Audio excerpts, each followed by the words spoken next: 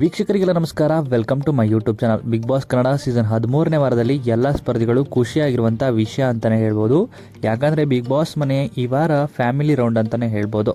ಇನ್ನು big boss ಮನೆಗೆ ಮೊದಲನೇದಾಗಿ ಧನುಷ್ ಅವರ ಫ್ಯಾಮಿಲಿ ಎಂಟ್ರಿಯನ್ನು ಕೊಟ್ಟಿತ್ತು.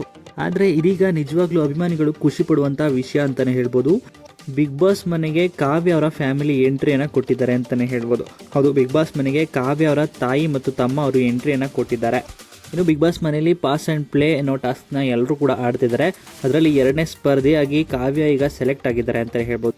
ಮೊದಲನೇದಾಗಿ ಧನುಷ್ ಅವರ ಫ್ಯಾಮಿಲಿ ಬಿಗ್ ಬಾಸ್ ಮನೆಗೆ ಎಂಟ್ರಿಯನ್ನು ಕೊಟ್ಟಿದ್ದು. ಅವರ ತಾಯಿ ಮತ್ತು ಹೆಂಡತಿ ಇಬ್ಬರು ಕೂಡ ಬಿಗ್ ಬಾಸ್ ಮನೆಯಲ್ಲಿ ಇರುವಂಥ ಸಂದರ್ಭದಲ್ಲೇ ಕಾವ್ಯ ಅವರ ಅಮ್ಮ ಹಾಗೂ ತಮ್ಮ ಇಬ್ಬರು ಕೂಡ ಎಂಟ್ರಿಯನ್ನು ಕೊಟ್ಟಿದ್ದಾರೆ. ಇನ್ನು ಕಾವ್ಯ ಅವರು ತಮ್ಮ ಅಮ್ಮ ಮತ್ತು ತಮ್ಮನನ್ನು ನೋಡಿ ಫುಲ್ ಖುಷಿಯಾಗಿದ್ದಾರೆ. ಜೊತೆಗೆ ಕಣ್ಣೀರು ಕೂಡ ಇಟ್ಟಿದ್ದಾರೆ. ತುಂಬ ಮಿಸ್ ಮಾಡಿಕೊಂಡೆ ಅಂತೆಲ್ಲ ಮಾತನಾಡಿದ್ದಾರೆ. ಇನ್ನು ಕಾವ್ಯ ಅವರ ಅಮ್ಮ, ನೀವಿಬ್ಬರು ತುಂಬಾ ಚೆನ್ನಾಗಿ ಆಡ್ತಿದ್ದೀರಾ, ಗಿಲ್ಲಿ ಮತ್ತು ಕಾವ್ಯ ಜೋಡಿ ಅಂತೂ ತುಂಬಾ ಚೆನ್ನಾಗಿದೆ, ನೀವಿಬ್ಬರು ಇದೇ ರೀತಿ ಫ್ರೆಂಡ್ಸ್ ಆಗಿರಿ ಅಂತ ಕೂಡ ಇಲ್ಲಿ ಹೇಳ್ತಾರೆ. ಈ ರೀತಿಯಾಗಿ ಎಲ್ಲ ಸ್ಪರ್ಧಿಗಳಿಗೂ ಕೂಡ ಒಂದೊಂದು ಸಜೆಷನ್ನ ಕೊಡ್ತಿದ್ದಾರೆ ಫ್ಯಾಮಿಲಿಯವರು ಬಂದವರು ಅಂತಲೇ ಹೇಳ್ಬೋದು.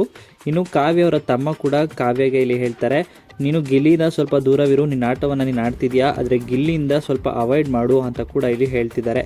ಈ ರೀತಿಯಾಗಿ ಲೈವ್ ಅಪ್ಡೇಟ್ಸಲ್ಲಿ ನಡೀತಾ ಇದೆ. ಇನ್ನು ಕಾವ್ಯ ಅವ್ರಿಗೆ ರಕ್ಷಿತಾ ಜೊತೆ ಚೆನ್ನಾಗಿರು, ರಕ್ಷಿತಾ ಜೊತೆ ಜಗಳಾಡಬೇಡ, ರಕ್ಷಿತನ ಮಾತಾಡ್ಸು, ನೀನು ರಕ್ಷಿತನ ಅವಾಯ್ಡ್ ಮಾಡಬೇಡ, ರಕ್ಷಿತಾ ಪಾಪ ಒಳ್ಳೆ ಹುಡುಗಿ ಅಂತಲೂ ಕೂಡ ರಕ್ಷಿತಾ ಬಗ್ಗೆ ಕಾವ್ಯಗೆ ಇಲ್ಲಿ ಹೇಳಿರ್ತಾರೆ.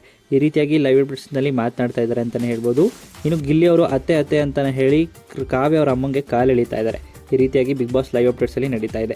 ಇನ್ನು ಈ ವಿಡಿಯೋ ನಿಮಗೆ ಇಷ್ಟವಾಯಿತು ಅಂದರೆ ವಿಡಿಯೋಗೆ ಲೈಕ್ ಮಾಡಿ. ಬಿಗ್ ಬಾಸ್ ಕನ್ನಡ ಸೀಸನ್ 12ರ ಮತ್ತಷ್ಟು ಹೆಚ್ಚಿನ ವಿಡಿಯೋಗಳಿಗಾಗಿ ನಮ್ಮ ಚಾನಲ್ಗೆ ಸಬ್ಸ್ಕ್ರೈಬ್ ಮಾಡಿ. ಹಾಗೆಯೇ ಬಿಗ್ ಬಾಸ್ ಸ್ಪರ್ಧೆಗಿರುವಂಥ ಕಾವ್ಯ ಬಗ್ಗೆ, ಅವರ ಕುಟುಂಬದ ಬಗ್ಗೆ ನಿಮ್ಮ ಅನಿಸಿಕೆಯನ್ನು ಕಮೆಂಟ್ ಮೂಲಕ ಕಮೆಂಟ್ ಮಾಡಿ ತಿಳಿಸಿ. ಹಾಗೆಯೇ ನೀವು ಯಾರ ಫ್ಯಾಮಿಲಿಗೋಸ್ಕರ ವೆಯ್ಟ್ ಮಾಡ್ತಿದ್ದೀರಾ ಅಂತ ನಿಮ್ಮ ಅನಿಸಿಕೆಯನ್ನು ಕಮೆಂಟ್ ಮೂಲಕ ಕಮೆಂಟ್ ಮಾಡಿ ತಿಳಿಸಿ.